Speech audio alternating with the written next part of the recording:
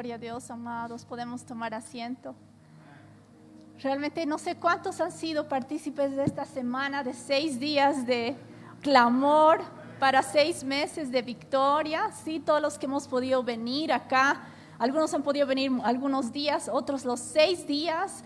Pero aquellos que han estado aquí estas noches ha sido de mucha, mucha bendición. Me voy a quitar esto. Entonces ha sido realmente de mucha bendición. Cada noche ha habido una revelación. El pastor compartía revelación tras revelación, y yo estoy segura que aquellos que han venido y han estado acá fieles han recibido palabra fresca del Señor, han recibido un renuevo para este tiempo, para este nuevo año. Así que realmente estamos muy agradecidos. Yo estoy sumamente agradecida, especialmente a mí me ha encantado la palabra del día viernes, pastor. Realmente yo aconsejo a aquellos que no han estado el día viernes. Todas las prédicas han sido increíbles. Cada meditación de la palabra, cada palabra que el Señor está hablando. Pero escuchen la del viernes. Escuchen la del viernes. Es realmente una bendición increíble. Realmente el Señor ha dado mucha revelación a nuestro pastor. Tenemos palabra de Dios, tenemos maná fresco, porque es un varón que busca al Señor, que escudriña las escrituras, y que realmente yo honro la vida del pastora, de Ley, de la pastora. Honro cada una de sus vidas de todo mi corazón, porque realmente son personas que están entregando todo. Así que realmente, amados, necesitamos nosotros responder al llamado del Señor, responder a lo que Él nos está hablando a través de su palabra. Amén, amados. Amén. Entonces, antes de comenzar, quiero hacer un ejercicio con ustedes.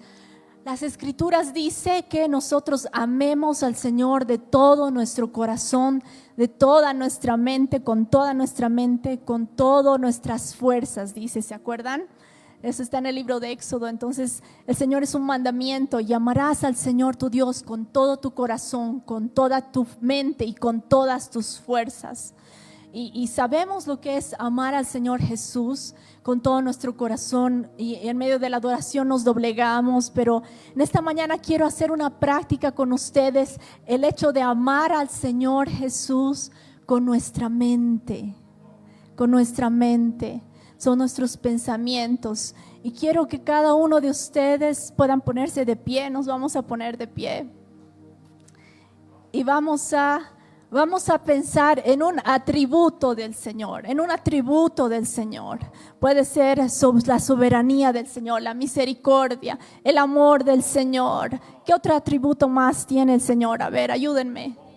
La bondad, omnipotente, omnisciencia.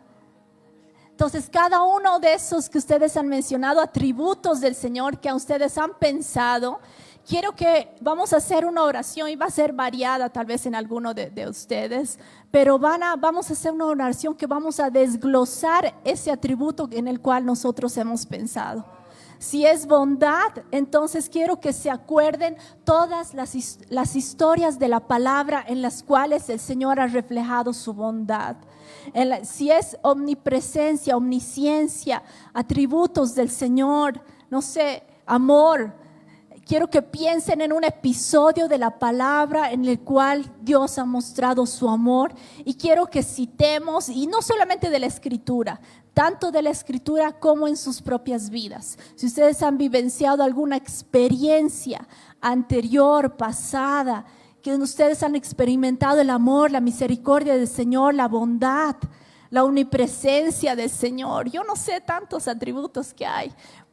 También recuerden al Señor. Vamos a hacer trabajar nuestra mente. Vamos a amar al Señor con toda nuestra mente, como dicen las Escrituras.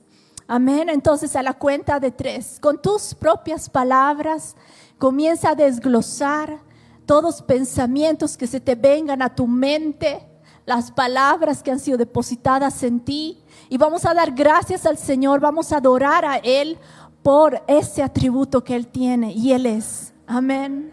Aleluya. Yo escojo misericordia en esta mañana. Oh Señor, vamos, levantemos nuestra voz. Padre, yo te doy gracias, Señor, porque tú eres un Dios misericordioso, Señor. Tu misericordia es de generación en generación, Señor. Tus misericordias son nuevas cada mañana, se renuevan, Señor. Y estoy tan agradecida, Señor, que tú muestras tu misericordia para con tus hijos, Señor. Tú has mostrado tu misericordia, Señor, a través de los años, Señor. Tu misericordia, Señor, tu misericordia es buena, Señor, es agradable y la has demostrado, Señor, aún en Mefiboset, Señor. Yo me acuerdo la historia de Mefiboset cuando él era el último de los hijos de Saúl y cuando él era desde la última generación y era un lisiado. Y Saúl, tú cortaste el gobierno de Saúl. Tú dijiste hasta aquí porque tú ya te habías provisto otro hombre conforme a tu corazón que iba a gobernar Israel. Pero tú no te olvidaste de la generación de Saúl. Tú no te olvidaste. Y el último de la generación, Mefiboset, tú tuviste misericordia. Tú le trajiste al palacio, Señor, y pusiste este amor incondicional, esta misericordia en el corazón de David, Señor. Y tú lo trajiste a la mesa y Mefiboset fue sentado a la mesa como príncipe. Fue tu gracia, fue tu misericordia, Señor. Tú has demostrado año tras año tu misericordia con nuestras vidas, con mi vida, Señor. Tú no me has dejado en el lugar ahí donde yo no estaba sin verte, toda ciega, Señor. Tú me has recogido de aquel lugar, Señor, y me has traído del reino de las tinieblas al reino de tu luz admirable. Has tenido misericordia conmigo, has abierto mis ojos, me has dado nuevas vestiduras, me has vestido, Señor, de gloria, de gracia. Tu gracia es más allá de mi entendimiento, Jesús. Te alabo, te adoro por eso, Señor. Bendigo tu nombre en el nombre de Jesús. Gracias, gracias, Señor. Gracias, Señor, en el nombre de Jesús. Amén, aleluya. ¿Cuántos han podido experimentar? Aleluya. Amamos al Señor de todo nuestro corazón y con todas nuestras fuerzas y con toda nuestra mente. Amén, amados, te damos gracias, Espíritu Santo, por esta mañana, que tú estás en este lugar, que tú habitas en las alabanzas de tu pueblo, Señor. Te entregamos la palabra, Señor, que tú realmente puedas hablar, tu Espíritu pueda traer vida a nuestro espíritu, Señor. Pueda hablar palabra fresca sobre aquello que estamos nosotros necesitando, Jesús, en el nombre de Jesús. Amén, amén, amados, podemos tomar asiento. Aleluya. Aleluya. En este tiempo, todo lo que pueda ser sacudido va a ser sacudido. Todo lo que pueda ser sacudido es como una mesa. Es como si ahorita tambaleara. Yo esta mesa no la voy a hacer. Pero es como si yo tambaleara. Las cosas que se puedan caer van a ser dispersas, van a ser sacudidas. Y se va a caer todo lo que pueda caerse. Es así en este tiempo, amada iglesia. Todo lo que va a poder ser sacudido en este tiempo es un tiempo fuerte. Es un tiempo donde la iglesia tiene que estar bien parada. Tiene que estar con una solidez y unas raíces profundas. Tu corazón, tu vida tiene que profundizarse en el Señor. Porque los tiempos que vienen y en los cuales estamos viviendo exige que nosotros seamos plantados en el Señor. Plantados en fe. Amén. Pero no nos vamos a mover, no nos vamos a mover. Firmes estaremos, como dice la canción. No seremos sacudidos, no seremos. ¿Por qué? Porque los que confían en el Señor serán como el monte de Sión. No va a ser sacudido. Entonces, nuestra fe, nuestra confianza, nuestro amor por el Señor, eso nadie, venga terremotos, venga lo que venga, no puede sacudirnos, no puede sacudir nuestra fe. Aleluya. Mateo 16, 18.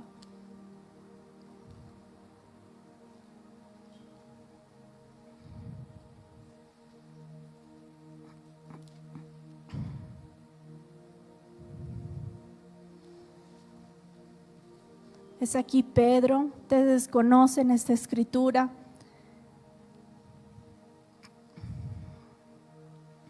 Desde el 13 podemos leer.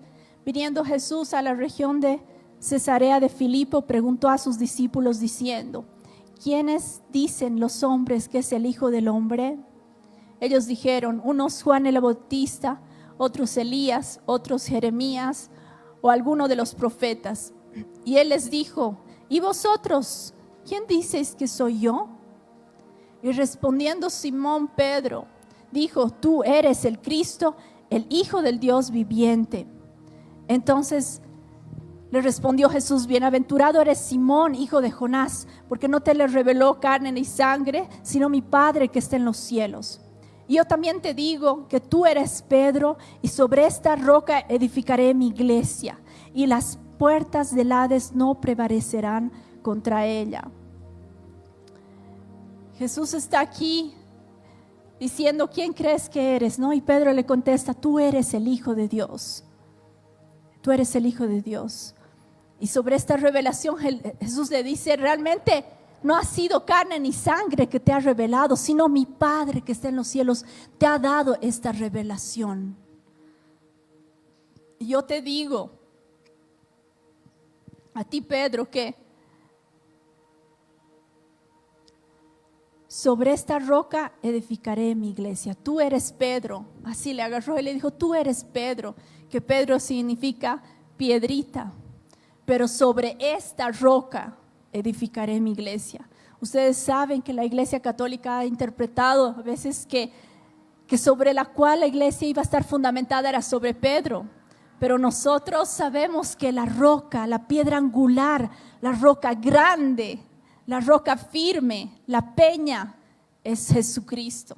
Y sobre esta roca, sobre esta revelación, edificaré mi iglesia. La iglesia está siendo edificada sobre la revelación de Jesucristo, sobre la revelación de quién es Él. Es algo que no podemos ver con nuestros ojos naturales, sino que podemos ver solamente con los ojos espirituales, solamente que es una revelación que el Espíritu Santo puede traer a los que son nacidos de nuevo, a los que han nacido de lo alto. Si no has nacido de nuevo, muy difícil vas a tener la revelación de Jesucristo. Pero el Señor ha implantado eso a sus hijos. Y todo viene por revelación, amados. Todo viene por revelación. Todo es por revelación. Todo es en base a revelación. Porque si solamente caminaríamos sobre el logos de esta palabra, resbalaríamos muchas veces. Resbalaríamos, porque sí, en algunas cosas son literales, pero en gran parte es una casa espiritual, como el pastor siempre dice. El pastor dice que Dios le ha dicho que edifique una casa espiritual. Y una casa espiritual está siendo edificada cuando nosotros edificamos nuestras vidas y la iglesia es edificada sobre la revelación de Jesucristo. Y es sobre esto que yo quiero dar énfasis en esta mañana. La revelación de Jesucristo. Muchos de los autores de las escrituras han tenido revelación de Jesucristo. Y ustedes saben, pero hoy día voy a centrarme en 3 ejemplos de hombres y mujeres que han tenido una revelación después de la resurrección. Pero va mucho más allá de un Jesús resucitado, de la revelación de un Jesús resucitado, porque vemos en el Apocalipsis que Dios está revelando a sí mismo, que Jesús está revelando a sí mismo a Juan como aquel que gobierna las naciones. Y eso está en Apocalipsis. Vamos a ver un poquito Apocalipsis capítulo 1, desde el versículo 10.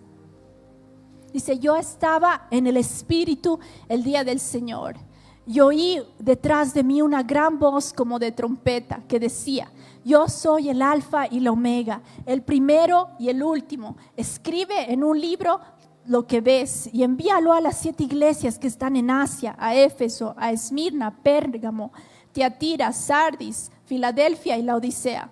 Y me volví para ver la voz que hablaba conmigo, y vuelto vi 7 candeleros de oro, y en medio de los 7 candeleros a uno semejante al Hijo del Hombre, vestido de una ropa que llegaba hasta los pies, y ceñido por el pecho como un cinto de oro. Su cabeza y sus cabellos eran blancos como la blanca lana, como nieve, y sus ojos como llama de fuego. y sus pies semejantes al bronce bruñido, refulgente como en un horno, y su voz como estruendo de muchas aguas. Y tenía en su diestra 7 estrellas, y de su boca salía una espada aguda de 2 filos, y su rostro era como el sol cuando resplandece en su fuerza. Cuando le vi, caí como muerto a sus pies.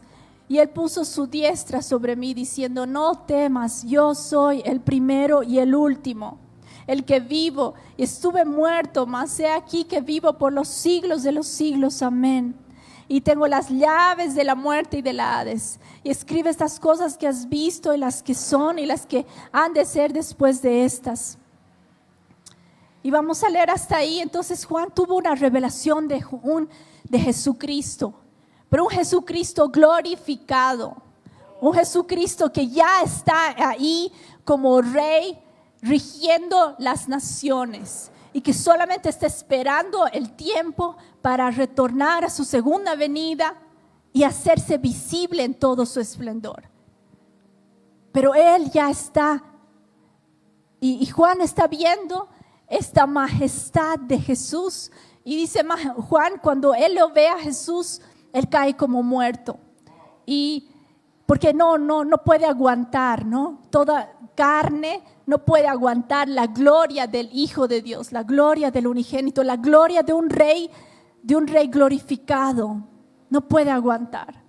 Y nosotros tenemos que, nuestra fe no solamente tiene que estar cimentada en algunas experiencias que hemos tenido, pero realmente podamos tener una fe cimentada en la revelación de Jesucristo. ¿A cuántos les gustaría tener una visión sobre quién es Jesucristo? ¿Cuántos les gustaría tener una visión así como Juan tuvo en el Nuevo Testamento? Isaías, el profeta Isaías lo tuvo acerca de Jesús en el Antiguo Testamento, cuando él vio al Señor sentado sobre un trono alto y sublime. ¿Quién está sentado en el trono? ¿Quién? El Señor Jesús. Y aunque estaba en el Antiguo Testamento, Isaías había sido se le había sido revelado la gloria del unigénito Hijo de Dios, y su vida nunca más fue la misma. Una vez que tienes una revelación de Jesucristo, tu vida nunca más va a ser la misma. No vas a caminar de la misma manera que caminabas. Él marca un antes y un después. Y Jesús marcó un antes y un después en la vida de sus discípulos. Y más aún, no solamente como hombre, porque Jesús vino hecho carne y caminó como hombre aquí en la tierra. Pero aparte de caminar como hombre, un hombre como tú y yo, pero era Dios hecho hombre, Él también se mostró a sí mismo como aquel que ha vencido a la muerte, como aquel que ha resucitado de entre los muertos, como aquel que ha vencido y que está cerca de ti. Es impresionante porque son dos como paradojas, ¿no? Porque a la vez hablo de un rey que es tan exuberante, tan poderoso, tan imponente, que gobierna, rige con justicia, y al mismo tiempo tiene un carácter de un cordero, que puedes acercarte a este cordero y puedes tocar su blanca lana y puedes jugar con este cordero, porque es indefenso, porque te muestra este amor. Es porque es así la naturaleza de Jesús. Él es león y Él es cordero. Él es león y cordero. Él tiene esa faceta impresionante, y nosotros como iglesia en este tiempo tenemos que saber reconocer a Jesús en todo su esplendor, porque son tiempos difíciles, son tiempos finales. Nos estamos acercando al fin cada vez más. Yo no soy de las personas que hablo de los últimos tiempos. Justamente hace una semana tuve una visita de un amigo nuestro, y estaba hablando sobre el fin de los tiempos y decía: pucha, no están así, todavía falta.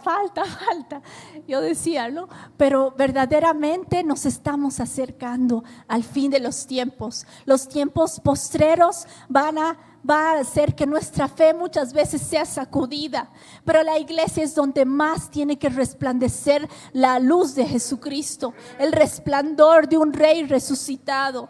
Y tenemos que ver y anhelar ver a Jesucristo en todo su esplendor, que lo que nosotros podamos experimentar aquí en la iglesia en medio de la adoración pueda ser solamente un bocado para que tú puedas ir a tu casa y experimentar lo mismo en tu casa, en el lugar secreto, y aún más en mayor medida, porque lo que Jesús quiere es que tú seas un vivo ejemplo.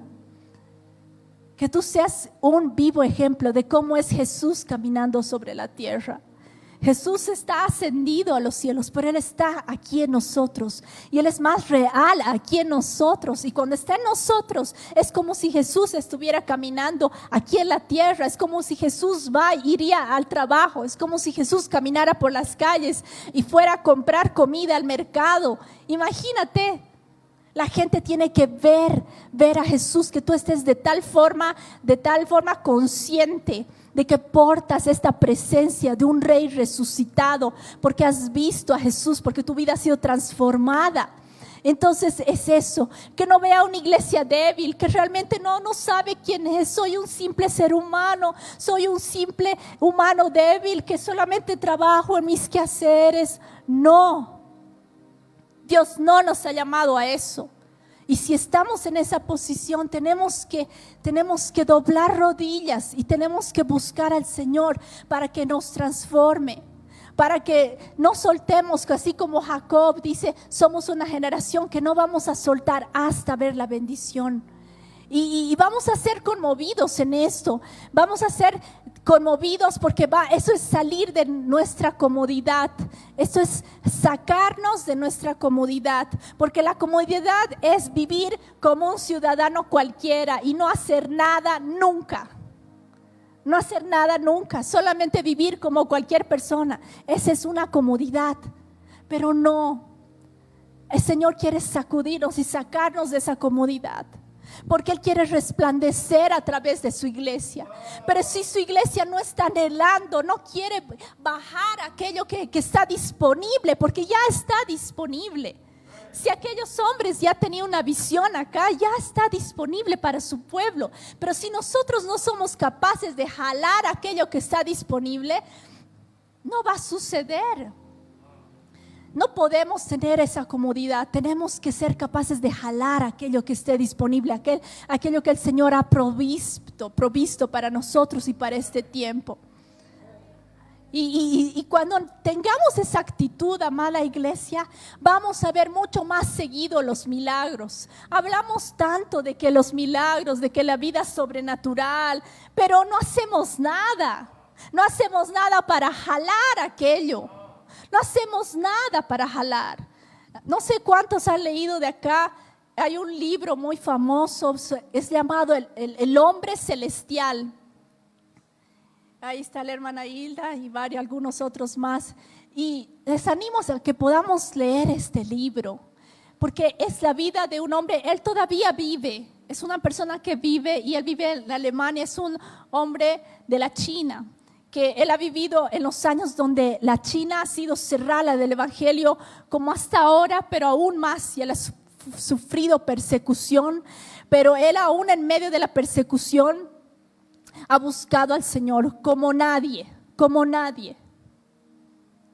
Creo que tiene que pasar, ¿ustedes creen que tiene que pasar tiempos de persecución a la iglesia para que recién nosotros despertemos y podamos buscar al Señor con todo? ¿Tiene que pasar esos tiempos de persecución?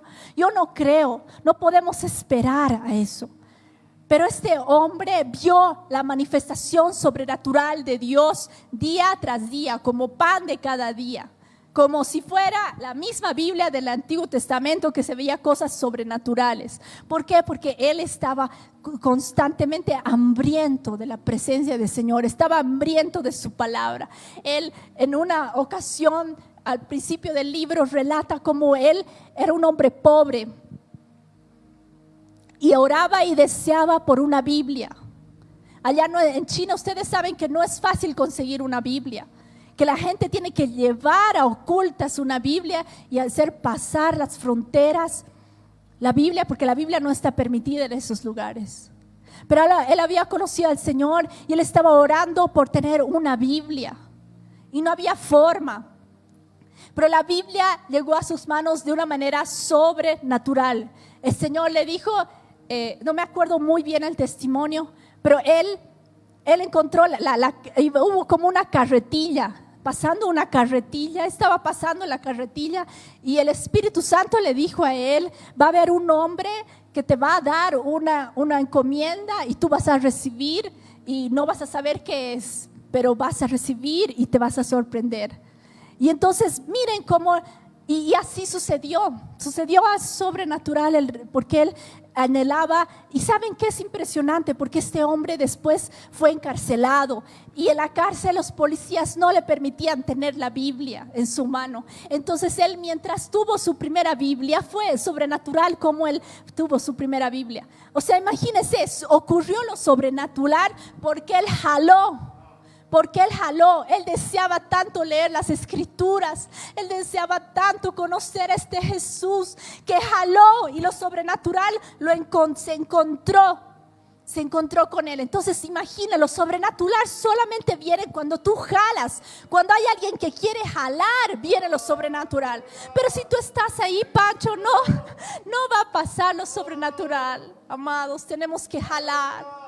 Y este hombre, tú lees este libro y este hombre acumuló, mientras pudo, él se memorizaba libros enteros. Todo el libro de Marcos lo tenía acá.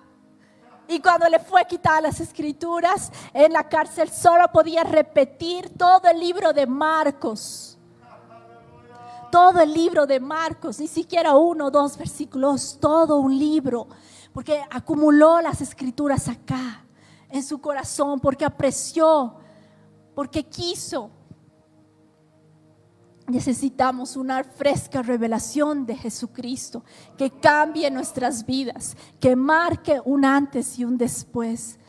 Y quiero que vayamos ahora al libro de Juan.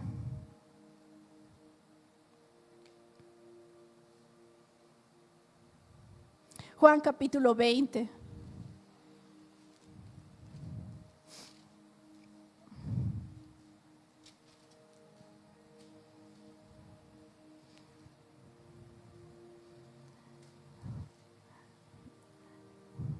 Juan capítulo 20 dice, versículo 1.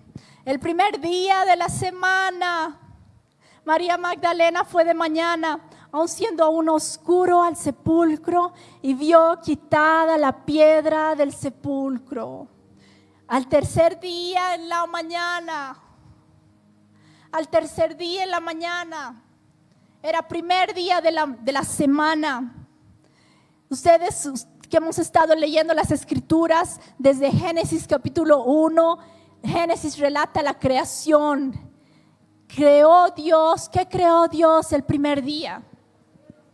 Los cielos y la tierra. Creó la lumbrera mayor y la lumbrera menor. La lumbrera mayor, el sol. Al tercer día, en la mañana, en la madrugada, ¿quién es el sol de justicia? Jesús. Jesús es la primicia, como decía el pastor, es el sol de justicia. Y ahí estaba María Magdalena, fue de mañana. En otro evangelio, en el evangelio de Lucas dice aún de madrugada.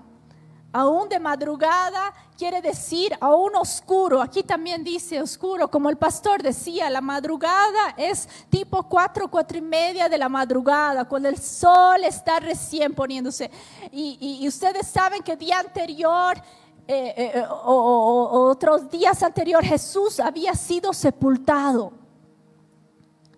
Él había sido crucificado, él había sido muerto. Y dice, hubo José de Arimatea, que era discípulo de Jesús. ¿Dónde está?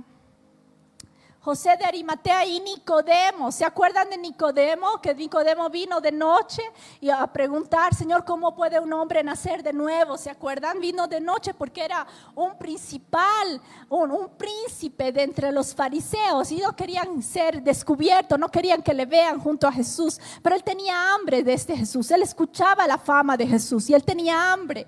Y tanto José de Arimatea como Nicodemo, ellos dijeron, ellos eran discípulos de Jesús, habían conocido a Jesús secretamente, no le seguían abiertamente, pero ellos habían tenido la convicción de que verdaderamente Jesús era el Hijo de Dios.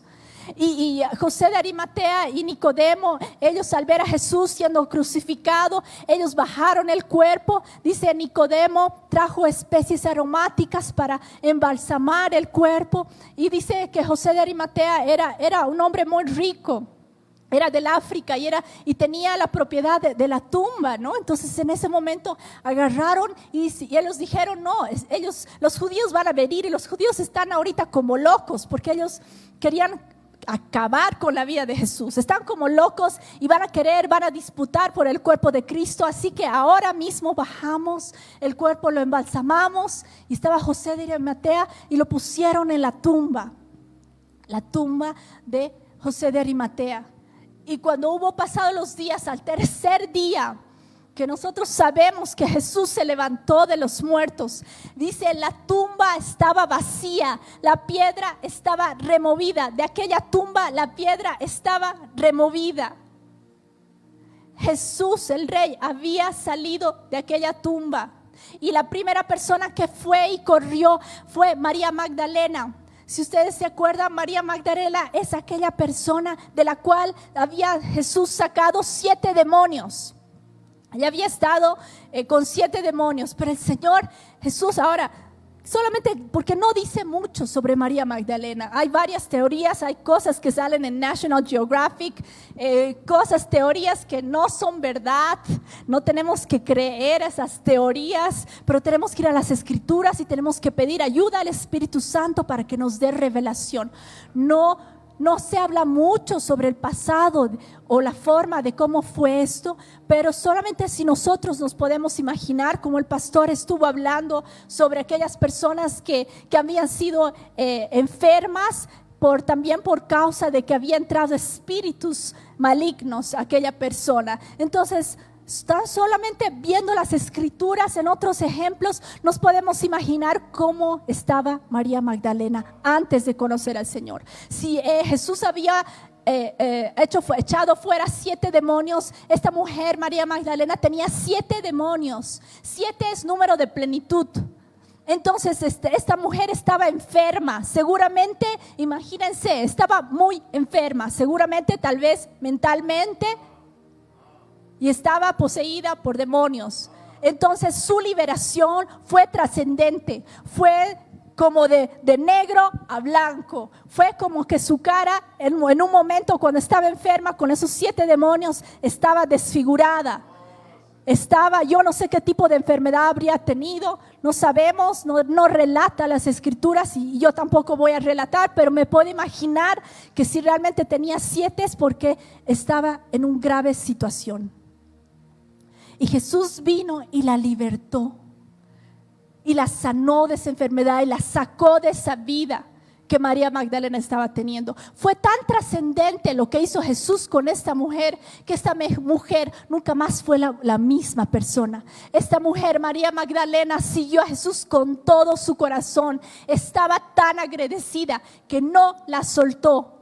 No soltó a Jesús. Y podemos decir que María Magdalena fue un tipo de Pedro.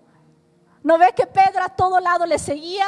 Y Pedro incluso, no, Señor, te van a matar. No, voy a sacar aquí la espada. ¿Quién te va a matar? Digamos, ¿no? Pedro estaba ahí dispuesto porque Pedro tenía un carácter bien como emotivo, emocional. Voy a seguirte con todo, apasionado, como un brasilero. Entonces era así. Y esta María Magdalena era la versión de Pedro, pero en mujer. Era una mujer apasionada por Dios, una mujer que no soltaba. Y esta mujer, María Magdalena, ¿por qué se llamaba Magdalena? Porque María de Magdala era una pequeña ciudad que estaba ahí cerca de Galilea. Y esta ciudad también se conocía porque exportaban pescados por la pesca. Entonces era una ciudad de comercio. Entonces se puede también pensar que María Magdalena no era tampoco una mujer pobre. Se puede pensar que era una mujer con dinero. Por eso también cuando andó con Jesús, ella sirvió al Señor Jesús juntamente con otras mujeres. Y eso de servir a Jesús con otras mujeres quiere decir que lo atendía, que cocinaba, que le preparaba algo, que le preparaba, no sé, para lavarse los pies, agua le traía. O sea, todo eso estaba provisto. El Señor había provisto para Jesús. Para Jesús no pasa ninguna necesidad. Pero María Magdalena estuvo en cada momento, no se desprendió de Jesús. Aun cuando Jesús estaba crucificado allá en el monte de la calavera, estaba siendo expuesto delante de todas las personas, estaba siendo muerto. Dice que sus discípulos no estaban ahí. No estaban ahí. ¿Dónde habrán estado? Se habían desaparecido. Pero María Magdalena estuvo al pie de la cruz. No se separó del Señor Jesús ni un momento. Cuando Él murió, lo sepultaron ahí en esa tumba donde había mencionado el primer día de la semana. Ella vino corriendo juntamente con otras mujeres. Ella vino corriendo porque ella decía, estaba preocupada, seguramente su mente estaba pensando, pucha, ¿cómo estará Jesús? O sea, Él ya está muerto, pero nadie lo ha embalsamado, nadie ha puesto especies aromáticas, que era la tradición judía. Y ella fue corriendo de madrugada, 4 de la mañana, juntamente con otras mujeres, corrió a ver, ¿con qué se encontró? Que la piedra estaba removida. Y ella dijo, ¿qué pasa aquí? ¿Qué pasa aquí? ¿Dónde está el cuerpo? ¿Dónde está el cuerpo de Jesús? Y ahí vemos justamente cuando ella está yendo, ella también va y dice, porque se sorprende a ver la piedra removida. Nadie podía remover semejante toneladas de peso de piedra. Entonces ella va corriendo a los discípulos, algunos, a Pedro que estaba por ahí, le dice, la piedra está removida y el cuerpo, alguien ha quitado el cuerpo de acá. Y van y corren, Juan y Pedro corren, Juan llega primero. Después, pero Juan se queda ahí viendo de la tumba desde lejos, pero luego llega corriendo Pedro y Pedro entra hasta la tumba, entra y se encuentra con los lienzos y bien envueltos a la cabecera. Y dice, verdaderamente no está el cuerpo acá. Y María Magdalena está allá afuera y ella está llorando porque ella había sido realmente afectada por la muerte de su maestro, por aquel que la había liberado. Estaba muy afectada. Y María llorando y luego corriendo. Bueno, ya se van, Pedro y Juan se van, pero María se queda ahí llorando en el jardín afuera de la tumba. Y justamente aparecen los 2 ángeles, aquellos 2 hombres vestidos de blanco que estaban dentro de la tumba y le dicen, mujer, ¿por qué lloras? ¿Acaso dónde has visto a mi Señor? ¿Quién se ha llevado a mi Señor? Y ella estaba llorando. Y cuando ella estaba llorando ahí afuera, de pronto ella vio a una persona, pero ella seguía llorando. Y vio a una persona como la figura de un hombre. Y este hombre se acerca y le dice, mujer, ¿por qué lloras? Y María Magdalena, pensando que era el hombre del hortelano, aquel que guardaba el jardín, porque la tumba estaba en un jardín. Y María Magdalena va y dice, ¿dónde está el cuerpo? Y Jesús, con toda su ternura, le llama por su nombre y le dice, María. Y al momento que mencionó su nombre, con esa ternura, con ese amor que solamente el maestro podía decirle, María se volvió a su maestro y le dijo, Raboni, y agarró sus pies y Jesús y lo adoró.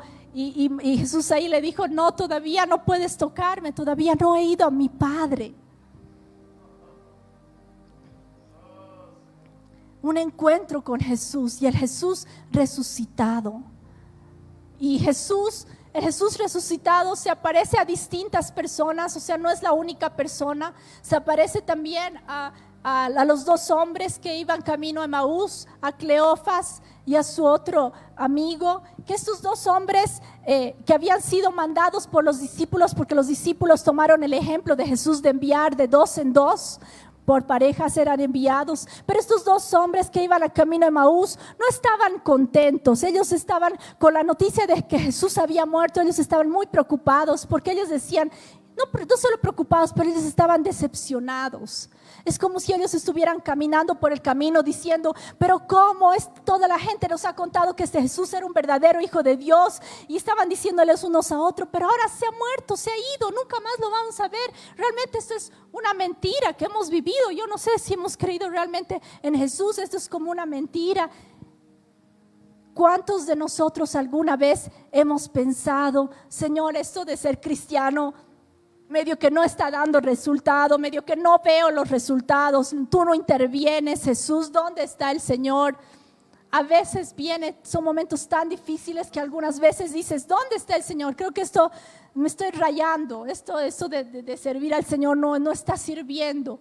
Y estaban en ese momento Cleofas y su amigo caminando camino a Emaús, y Jesús vino y se encontró con ellos. Y les hablaba las escrituras, les hablaba cómo tenía que cumplirse, cómo la profecía desde Moisés tenía que cumplirse. Y ellos estaban disfrutando esta charla con Jesús. Y cuando llegaron a la puerta, sí, ok, Jesús ya les he hablado, chao. No, ven, entra. Ok, Jesús entró, se sentó a la mesa. Y cuando se sentó a la mesa, Él partió el pan. Y al partir el pan, los ojos de Cleofas fueron abiertos y fueron reconocidos. Jesús intervino y ellos pudieron ver a Jesús, tuvieron una revelación de Jesús. No había otra, porque Jesús no había venido en la forma física que antes estaba. ¿Cómo podían reconocer? Revelación de Jesucristo. Sus vidas yendo a camino de Emaús, dice, nuestro corazón ardía cuando Él nos compartía las escrituras, y más aún cuando Él partió el pan. Lo vimos, lo reconocimos al partir el pan. Sus vidas nunca fueron la misma, porque tuvieron revelación de Jesús. Jesús se aparece en todo momento, cuando tú estás decepcionado, así como estos dos hombres. Jesús, no voy a relatar todas las veces que el Señor Jesús se ha aparecido, pero son las veces en las cuales nosotros hemos estado, cuando nuestra fe ha estado menguando, cuando nuestra fe ha estado por los suelos y no hemos alcanzado a creer la grandeza de nuestro Señor. Y hoy día necesitamos una fresca revelación de Jesús. Más adelante en Juan, sabemos ahí, se aparece a los apóstoles, les dice, pasa a ustedes, pasa a vosotros. Luego se aparece otra vez más cuando está Tomás, toca mi mano, ahí está la señal de lo que me ha sido crucificado, ¿no? Pero después también se aparece Jesús junto al mar, y eso está en Juan capítulo 21. Capítulo 21, desde el versículo 1. Dice, después de esto, Jesús se manifestó otra vez a sus discípulos junto al mar de Tiberias, y se manifestó de esta manera. Estaban juntos Simón Pedro, Tomás, llamado el Dídimo, Natanael, el de Caná de Galilea, los hijos de Zebedeo, los otros dos discípulos. Y Simón Pedro les dijo, voy a pescar. Ellos dijeron, vamos nosotros también contigo. Y fueron y entraron en la barca. Y aquella noche no pescaron nada. Cuando ya había amanecido, se presentó Jesús en la playa, mas los discípulos no sabían que era Jesús. Y les dijo, hijitos, ¿tienen algo para comer? Y les respondieron, no. Él les dijo, echad la red a la derecha de la barca y hallaréis. Y entonces ellos echaron y ya no podían sacar por la gran cantidad de peces. Entonces aquel discípulo a quien Jesús amaba dijo a Pedro, es el Señor. Simón Pedro, cuando oyó que era el Señor, se ciñó la ropa porque se había despojado de ella y se echó al mar. Y los otros discípulos vinieron con la barca arrastrando la red de peces que no distaban de tierra como de 200 codos. y Jesús estaba ahí y estaban. Ahora es interesante porque Pedro había regresado al oficio que tenía antes. Pedro a un principio estaba como discípulo siguiendo a Jesús, sirviendo a Jesús. Pero acá con la muerte de Jesús dijo, ok, nuestro maestro ya se ha ido, entonces tengo que volver a lo que antes hacía. Si no, no voy a tener dinero, Jesús ya se ha ido, entonces yo voy a regresar a lo que antes hacía. Pedro regresó a ser pescador porque él trabajaba con la pesca. Y en medio de eso que él estaba con Natanael y otros compañeros más, Jesús estaba ahí en la playa, ellos estaban ahí en la barca, Jesús estaba aquí en la tierra, en la playa. Y él les dijo, hey, ¿cómo es? ¿Han pescado hijitos? Vamos a comer. ¿Han pescado algo? Toda la noche no hemos encontrado nada. Hey, tire la red a la derecha. A la derecha. Y este hombre, Pedro había sido pescador por un montón de años. Él sabía lo que estaba haciendo, ¿o no? Él tenía experiencia en su trabajo. Él sabía lo que estaba haciendo y que le venga una persona externa y le dé alguna instrucción. No, pues no le iba al caso, porque él sabía su trabajo. Pero obedecieron a esta voz y dice que las redes no podían de sacar tanto pez.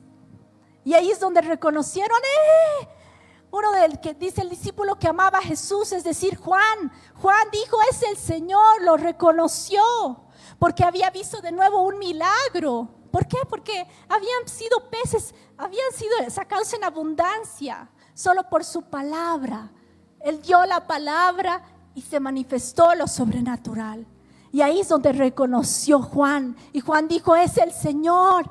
Y entonces Pedro saltó, se zambulló y él fue corriendo. Y bueno, está ahí toda la escritura. Además, ellos comieron un pescado asado. Ahí Jesús le pregunta a Pedro, ¿no me amas? ¿Me amas? Y le restaura. Y Pedro ve el amor que tenía el maestro. Pero a lo que me voy es que esas personas eran discípulos como frustrados. Y frustrados volvieron para atrás. Volvieron para atrás a hacer su trabajo para atrás. Hay momentos que ha llegado tu vida en que estás frustrado, en que piensas que lo que has emprendido no está dando resultado y vuelves atrás a hacer, no, voy a tener que volver atrás a hacer lo que antes hacía, porque no resultó. Ahí es donde Jesús les escogió a ellos, en distintos momentos. Pero Jesús se les apareció y una revelación de Jesucristo, porque no se les apareció como antes de forma física, no fue de una forma que ellos podían realmente a la primera reconocer. No, tenía que haber una revelación. Si tú habías pasado tiempo con Jesús, de alguna cierta forma te ibas a dar cuenta que era el maestro. Si María Magdalena no hubiera pasado tiempo con Jesús, ¿cómo hubiera escuchado la forma que Jesús le dice María? ¿Me entiendes? Entonces esa forma de escuchar había sido reconocido. Este es Jesús, y renovó su revelación acerca de Jesús, y eso impulsó para que ella pueda ir más allá. Lo mismo con los demás. No le podían reconocer. Fue una fresca revelación que los llevó a otra dimensión. Una fresca revelación de quién es Jesucristo. La persona en la cual puedo hablar y la que más me encanta hablar es acerca de Jesús. Yo estoy apasionado por Él. Él es increíblemente hermoso. Yo no dejo de hablar de la grandeza de mi Señor Jesús, porque Él es grande. Yo tan solamente lo veo y veo cómo Él obra y veo cómo Él hace, y Él es tan real, amada iglesia. Él es tan real que Él puede caminar, que Él puede tocar a las personas. Cuando Él está caminando por los pasillos de esta congregación, Él puede tocarte, Él puede hablar contigo, Él puede abrazarte, Él puede darte una palabra de ánimo, porque Jesús es real. Jesús ha salido de aquella tumba. La tumba está vacía, la piedra ha sido rodada porque no pudo contener la muerte. Pero nosotros, tú y yo, no podemos caminar como personas en religión, como si no existiera una persona que está viva. Esta persona está viva y real y hoy día quiere manifestarse a ti. Y una vez que se manifieste a ti, tus circunstancias van a ser cambiadas. Tu vida no va a ser la misma. Oh, Jesús, te amamos, Jesús. Me gustó mucho, no sé si fue ayer, que el hermano Marcos estuvo compartiéndonos su testimonio sobre cómo él había recibido al Espíritu Santo, y me gustó mucho porque él no paraba de decir el testimonio, ¿no, hermano Marcos? No paraba de decir su testimonio. Él estaba con como cuando hay unas burbujas que sobresaltan y rebalsan, y él no paraba de hablar y de seguir contando su testimonio porque fue tan real. Y me gustó la parte donde él dijo, el Señor a mí desde un inicio, como era, hermano Marco, tú pudiste sentir los aromas, ¿verdad? Y él nos compartía cómo él puede sentir la fragancia de las rosas del cielo, que puede sentir las fragancias, y era un renuevo, ¿no? En él, porque él no paraba, era como una burbuja que podía salir y salir y salir, porque es su emoción de haber encontrado a este Jesús. Dice en Salmo 45, es uno de mis salmos preferidos. Vamos al Salmo 45 para ir terminando. Salmo 45.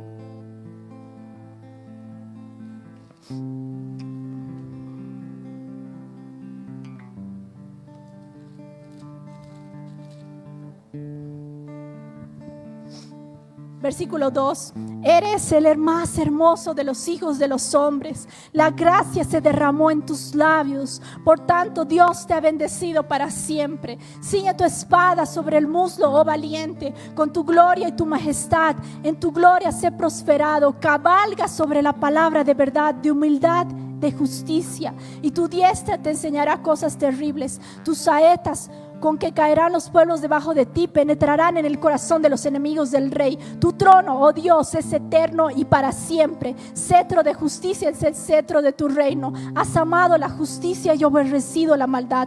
Por tanto te ungió Dios, el Dios tuyo, con óleo de alegría más que a todos tus compañeros. Mirra, aloe, casia exhalan todos tus vestidos. Desde palacios de marfil te recrean, hijas de reyes están a tu ilustre. Dice, mirra, aloe y acacia exhalan tus vestidos. Esa es la fragancia, hermano Marcos, que sientes. Es la fragancia que exhalan los vestidos de Jesús. Cuando tú tienes una revelación, sus vestidos exhalan fragancia. Puedes reconocer a tu maestro. Raboni, maestro, eres tú aquel que viene. Oh Jesús, Jesús, te amamos, Señor, te amamos, Jesús. Danos una fresca revelación, Señor, andando por el camino, Señor. Aparécete en medio nuestro, Señor. Tenemos hambre de verte frescamente, Señor, de verte a ti, Señor. Abre nuestros ojos de nuestro corazón. Nuestros ojos puedan ver a Jesús vivo en medio nuestro, haciendo milagros, señales, prodigios. El amor de Jesús se ha impartido en nuestro corazón, una renovación para este tiempo, en el nombre de Jesús.